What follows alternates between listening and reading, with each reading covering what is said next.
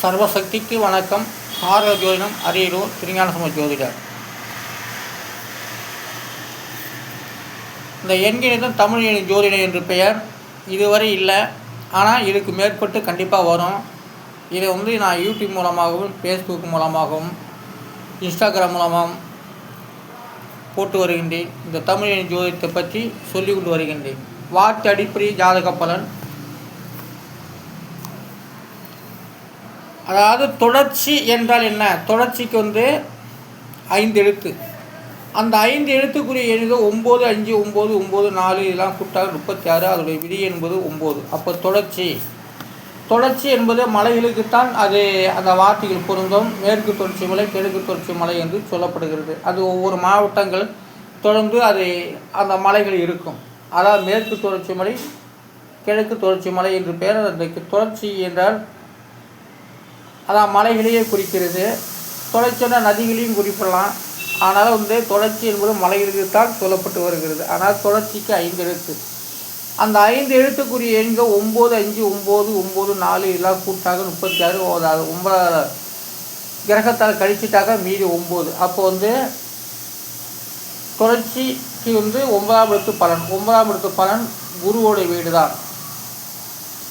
அடுத்ததாக உடன்பதிலுக்கு 6 எழுத்து. அந்த 6 எழுத்துக்குரிய எண்களிடம் 3, 5, 6, 9, 8, 1 இதெல்லாம் கூட்டாக்க 32. அதனுடைய விதி என்பது 5. அப்போ உடன்பதில் என்ற ஒரு வார்த்தைக்கு விதியின் 5 5ஆம் இடத்து பலனாக வருகின்றது. உடன்பதில் 5ஆம் இடத்துல போய் தான் எல்லாமே கற்றுக்கிட்டு பதில் சொல்லக்கூடிய இடமே அதுதான். 5ஆம் இடம் தான் கற்றுக் கொடுக்குறது. 5ஆம் இடமே உடன்பதிலையும் சொல்லப்பட்டு வருகிறது. அடுத்ததாக கேள்விக்கு பதில் சொல்லக்கூடிய இடம் விதியின் 4 தான். ஆனால் அதற்குரிய எண்களும் 2, 4, 6, 7, 3, 9, 8, 1 இதெல்லாம் கூட்டாக 40. அதனுடைய விதி என்பது 4. அப்போ கேள்விக்கு பதில் 4ஆம் இடத்து பலனாக வருகின்றது. அடுத்ததாக பாடகர். பாடகருக்கு 4 எழுத்துக்கள். 4 எழுத்துக்குரிய எண்கள் 7, 5, 1, 9 இதெல்லாம் கூட்டாக 22. அது கிரகத்தால் கழிச்சிட்டாக மீதி 4. அப்போ பாடகர் என்ற ஒரு வார்த்தைக்கு விதியின் 4. அப்போ 4ஆம் இடம் பாடகரை குறிக்கிறது. பாடக்கூடியவர்கள். ஒரு பாட்டை எழுதிய ஒரு பாடலாசிரியர் ஒரு பாட்டை எழுதி அந்த பாடகத்தை கொடுத்துட்டாக்க அவர் என்ன திருத்துவார் அப்படிங்கிறது அந்த இடத்துல தான் தெரியும். ஆனாலும் இந்த பாடகருடைய விதியின் 4. அடுத்த பாடலாசிரியருக்கு விதியின் 7. அந்த பாடலாசிரியருக்கு ஒரு எண்கள் 9, 5, 2, 4, 4, 2, 9 எல்லாம் கூட்டாக்க 34. அது கிரகத்தால் கழிச்சிட்டாக்க மீதி 7. அப்போ பாடலாசிரியர் எழுதும் இடம் 7ஆம் இடம். பாடலாசிரியர் பாட்டை எழுதக்கூடியவர் 7ஆம் இடத்து பலனாக வருகின்றது. பாடகர் 4ஆம் இடத்து பலனாக. பாடக்கூடியது 4வது விதியின். எழுதக்கூடியது 7ஆம் இடத்து பலன். அப்போ அடுத்ததாக கம்பருக்கு 4 எழுத்து. அந்த 4 எழுத்துக்குரிய எண் 1, 7, 9, 9 இதெல்லாம் கூட 26. அது கிரகத்தால் கழிச்சிட்டாக மீதி 8. அப்போ கம்பர் விதியின் 8. கம்பருக்கு விதியின் 8ஆம் இடம் வருகிறது. கவிஞருக்கு 4 எழுத்து. அந்த 4 எழுத்துக்குரிய எண் 1, 6, 4, 9 எல்லாம் கூட்ட 28. அந்த 28ஐயும் அப்படியே 2, 8 கூட்டினாக்கா 10. அதோடைய விதி என்பது 1. அப்போ கவிஞருக்கு விதியின் 1ஆம் இடம். 1ஆம் இடத்தும் 4ஆம் இடத்தும் 1ஆம் இடத்து பலனாக வருகின்றது. கம்பர் 8ஆம் இடத்து பலனை வச்சு எழுதியிருக்காரு. 8வது விதியின் கம்பருக்கு பலன் கொடுக்கப்பட்டு அவர் நாவிலே பாடல்கள் எழுதப்பட்டு உள்ளது. ஆனால் கவிஞருக்கு 1ஆம் இடத்து பலன் என்ற ஒரு வார்த்தை அடிப்படையில் சொல்லப்படுகிறது. யார் எந்தெந்த ஒரு கருவி வச்சு செய்கிறாங்களோ அந்த கருவி தான் அவர்களுக்கு துணை இருந்து எழுதப்படும். ஆனால் வார்த்தை ஒரு கருவியாக பயன்படும். அடுத்ததாக ராகத்துக்கு 3 எழுத்து. அந்த 3 எழுத்துக்குரிய எண்ணிக்கை 1, 1, 7 எல்லாம் கூட்டாக 9. அது கிரகத்தால் கழிக்க முடியாது. அதோடைய விதி எண்ணே 9 தான். அப்போ ராகம் விதியின் 9. இசைக்கு 2 எழுத்துக்கள் 2, 7 அதெல்லாம் கூட்டாக 9. 2, 7, 9. அதுவும் கிரகத்தால் கழிக்க முடியாது. அதோடைய விதி இன்னும் 9 தான்.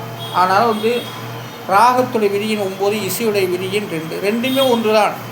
அடுத்ததாக தமிழ் இசைக்கு 4 எழுத்து. அந்த 4 எழுத்துக்குரிய விதியின்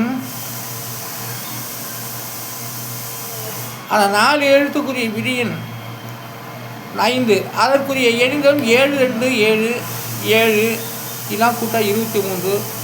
அதோடைய விதி என்பது 5. அப்போ தமிழ் இசை என்பது ராகத்தில் வருவது. தமிழ் இசை என்பது யாரை எப்படி வளர்த்துக் கொள்கிறாங்களோ அப்படித்தான்.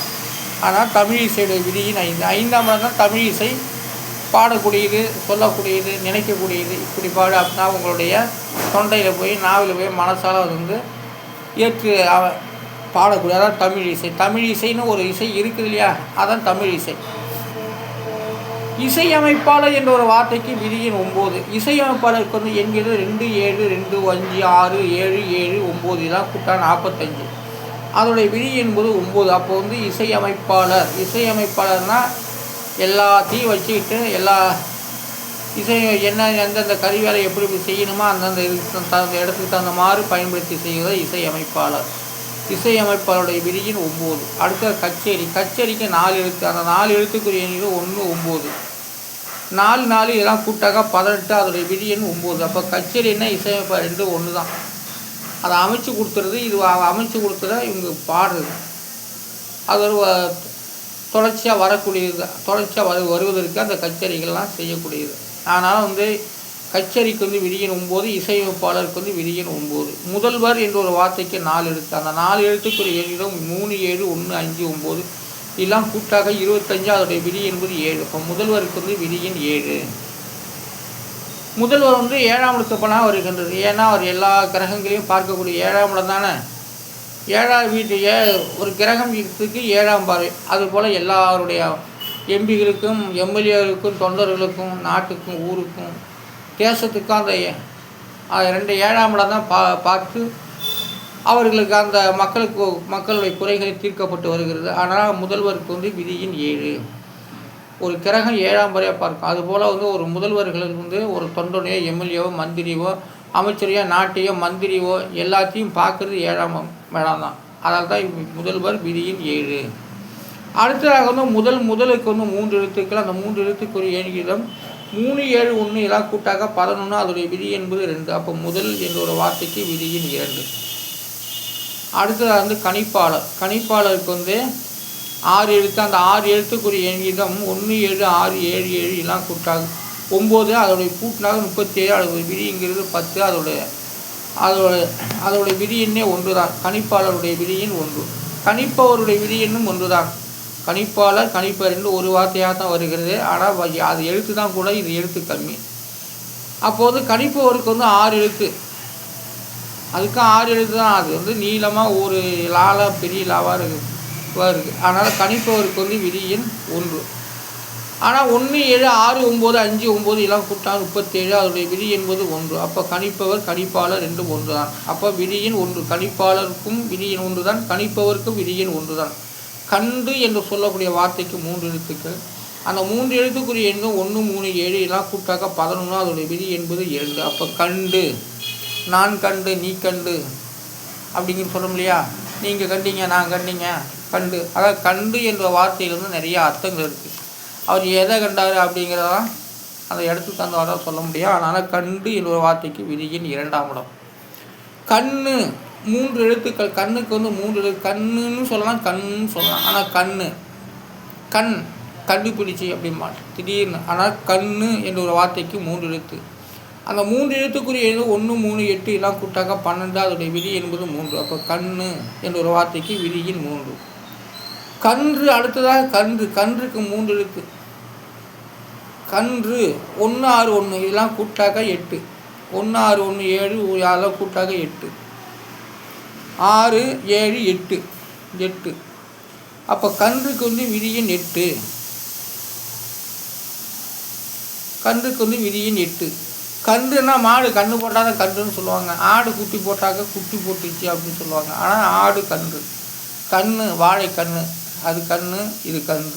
அதனால் வந்து கன்று என்ற ஒரு வார்த்தைக்கு விதி எண் 2. கன்று என்ற ஒரு வார்த்தைக்கு விதி எண் 2. ஆனால் சில வார்த்தைகள் அடிப்படை பிரகாரம் ஒரு இடத்துக்கு தகுந்த மாதிரி தான் பயன்படும். ஆனால் ஆங்கில வார்த்தை எப்படி பயன்படுவதோ அதுபோல் சில வார்த்தை தமிழிலே உண்டு என்பதை இந்த ஃபேஸ்புக் மூலம் யூடியூப் மூலமாக சொல்லி கொண்டு வருகின்றேன். ஆனாலும் வந்து ஜாதகம் என்பது ஒவ்வொரு வார்த்தை அடிப்படையிலே 12 சாணத்துக்கு 9 கிரகத்தும் 20 நட்சத்திரத்துக்கும் ஒவ்வொரு கிரகங்களும் பலன் கொடுக்கப்பட்டு வருகிறது. வார்த்தையால் தான் மனிதன் வாழ்கிறான் என்பதை இதன் மூலமாக, இந்த எண்ணிக்கை மூலமாக, நான் உருவாக்கப்பட்ட எண்ணிக்கை மூலமாக சொல்லி கொண்டு வருகின்றேன். தமிழுக்கு 240 எழுத்துங்க.